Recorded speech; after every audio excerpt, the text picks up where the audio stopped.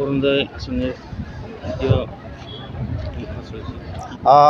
আজি অৰুণোদয় তৃতীয় যে লঞ্চ এই মাজবাট LICৰ অন্তৰ্গত আমাৰ মাজবাটত পোনপ্ৰথমে মই সন্মানীয় আমাৰ অসমৰ জনপ্ৰিয় chief minister doctor Himanta Biswa Sarma ডাঙৰীয়াক ধন্যবাদ জ্ঞাপন কৰিছোঁ। আমাৰ মাজবাট অঞ্চলৰ দুখীয়া পৰিয়ালৰ দৰিদ্ৰ পৰিয়ালৰ বাবে অৰুণোদয় আঁচনি তেখেতে আমাৰ কাৰণে উৎসৰ্গা কৰি দিছে। আৰু মই ধন্যবাদ জ্ঞাপন কৰিব বিচাৰিছোঁ আমাৰ BTRৰ চিফ প্ৰমোদ বড়ো ডাঙৰীয়ালৈ। সঁচাকৈ এই অঞ্চলৰ বাবে এনেকুৱা এটা বা অসমৰ বাবে এনেকুৱা এটা আঁচনি যিটো আঁচনি সৰ্বকালত কেতিয়াও হোৱা নাছিল, আজি এই আঁচনি ৰাইজে পাবলৈ সক্ষম হৈছে। গতিকে মোৰ আজি এই সভাখনত আহি খুব এটা আনন্দময় আৰু খুব এটা ধন্যবাদৰ পাত্ৰ আমাৰ সন্মানীয় প্ৰমোদ বড়ো আৰু আমাৰ chief minister doctor Himanta Biswa Sarma ডাঙৰীয়ালৈ। গতিকে মই আশা কৰিছোঁ আহি থকা দিনত সন্মানীয় ডক্টৰ হিমন্ত বিশ্ব শৰ্মা ডাঙৰীয়াৰ হাত মজবুত কৰাত আমি সদায় উঠি পৰি লাগিম। Thank U.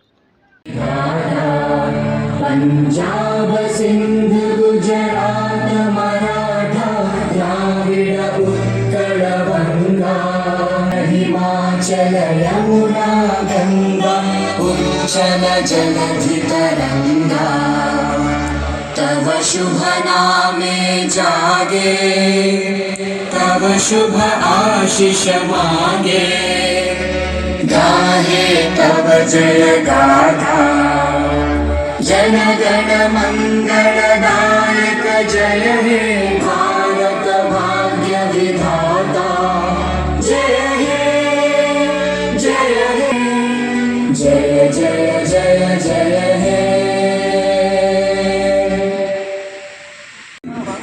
ৰেচন কাৰ্ড দিয়া মানে তেওঁলোকে 5 কেজিকৈ চাউল বিনা 5 কেজিক যদি 30 টকাকৈ 150 টকা ধৰি লওঁ আৰু ৰেচন কাৰ্ড দিছোঁ তেতিয়াহ'লে এই টকা 441 কোটি টকা প্ৰতি মাহত হ'ব।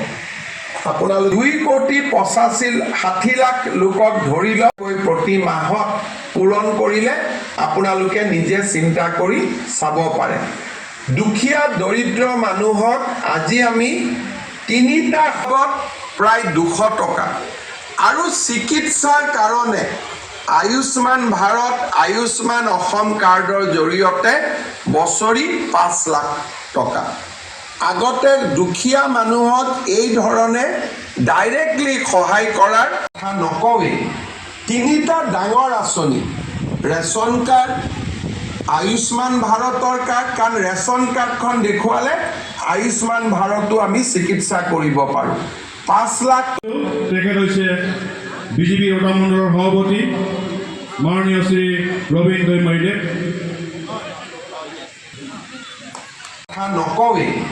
3টা ডাঙৰ আঁচনি ৰেচন কাৰ্ড আয়ুষ্মান ভাৰতৰ কাৰ্ড, কাৰণ ৰেচন কাৰ্ডখন দেখুৱালে আয়ুষ্মান ভাৰতো আমি চিকিৎসা কৰিব পাৰোঁ।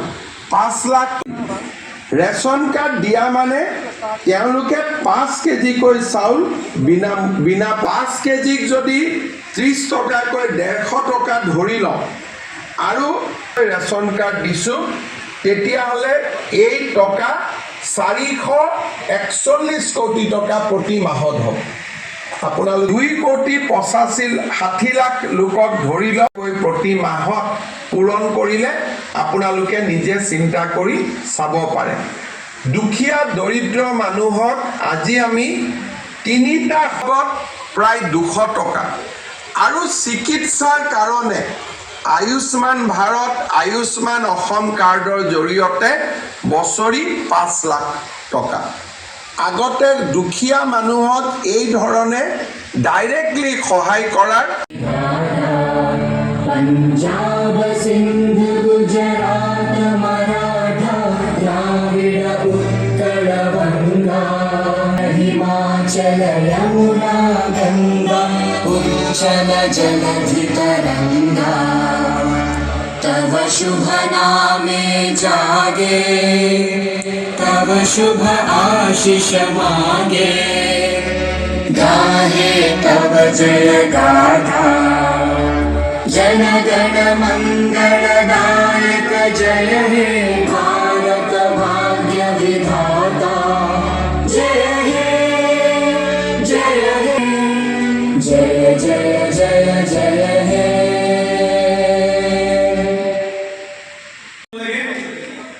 যে আজিৰ পৰা প্ৰায় 4-5 বছৰ আগত অৰ্থাৎ 2020-2021 বৰ্ষত যেতিয়া এইগৰাকী মাননীয় মুখ্যমন্ত্ৰী মহোদয় বিত্তমন্ত্ৰী হিচাপে কাৰ্যভাৰ গ্ৰহণ কৰি আছিল, তেতিয়াই তেখেতে আমাৰ অঞ্চলৰ মহিলাসকলৰ কথা চিন্তা কৰিছিল। আমাৰ অঞ্চলৰ মহিলাসকলৰ উন্নয়নৰ কথা, উত্তৰণৰ কথা, তেখেতসকলক কিদৰে সবলীকৰণ কৰিব পাৰি, কিদৰে আগুৱাই লৈ যাব পাৰি, আৰু বিশেষভাৱে সেই মহিলাসকলৰ ভিতৰত যিকেইটা ক্ৰাইটেৰিয়া ইয়াত নিৰ্ধাৰণ কৰা হৈছে, বিধৱা যিসকল আইমাতৃ আছে, যিসকল আমাৰ দিব্যাংগ আছে, যিসকল অবিবাহিত আমাৰ কন্যা এতিয়াও ঘৰত আছে, সেইসকলৰ বিষয়ে বিশেষভাৱে তেখেতে যি চিন্তা চৰ্চা কৰিছিল, তাৰ লগত আৰ্থিকভাৱে পিছপৰা যিসকল মহিলা আছে সেইসকলকো আগুৱাই অনাৰ এক যি কল্পনা কৰিছিল, সপোন দেখিছিল, সেই সপোন তেখেতে বাস্তৱায়িত কৰিছিল। প্ৰথমে 830 টকাৰ জৰিয়তে 830 টকাৰ জৰিয়তে 1.0 অৰুণোদয় আঁচনি আৰম্ভ কৰিছিল আৰু প্ৰত্যেকেই সেই অৰুণোদয় আঁচনিৰ লাভ পাবলৈ সক্ষম হৈছিল।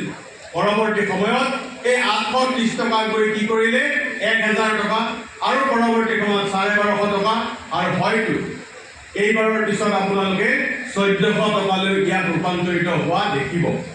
আৰু অত্যন্ত এক সুখৰ খবৰ এয়াই যে অসমত ৰাজ্যখনত বিভিন্ন ধৰণৰ কাম কাজৰ যি ঠিকাদাৰ আছে বা আন সকলোৰে কথা যিসমূহ দান দৰমহা থাকে বা যিসমূহ বিল থাকে, সেইসমূহৰ কোনো ধৰণৰ স্থায়ী যদি এটা তাৰিখ নাথাকে, কিন্তু আমাৰ এইসকল মহিলা যিসকল মহিলা মুখ্যমন্ত্ৰী মহোদয়ে আগুৱাই অনাৰ কথা ভাবিছে, তেখেতসকলৰ অৰুণোদয়ৰ ধন প্ৰত্যেক মাহৰ 10 তাৰিখে তেখেতসকলৰ একাউণ্টত পোনে পোনে যোৱা যি নিশ্চিতকৰণ কৰিছে, সেয়াৰ বাবে তেখেত নিশ্চয়কৈ প্ৰশংসাৰ পাত্ৰ।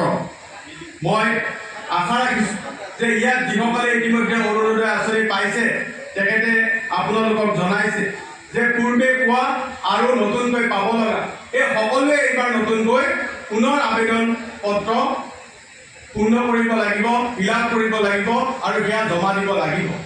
আৰু তাৰপিছত কি কৰিব যে ৰেচন কাৰ্ড যাৰ যাৰ আছে, সেই ৰেচন কাৰ্ড থকা আইমাতৃসকলক যাতে পৰৱৰ্তী সময়ত তেখেতসকলক আন আন ধৰণে সংলগ্ন কৰিব পৰা যায়, যি আমাৰ চৰকাৰী কাম কাজ আছে, সেই কাম কাজসমূহৰ যাতে আমাৰ তথ্যৰ ভাণ্ডাৰত তেখেতসকলক ৰাখিব পৰা যায়, তাৰ কাৰণে এই কাম সম্পূৰ্ণ কৰিব।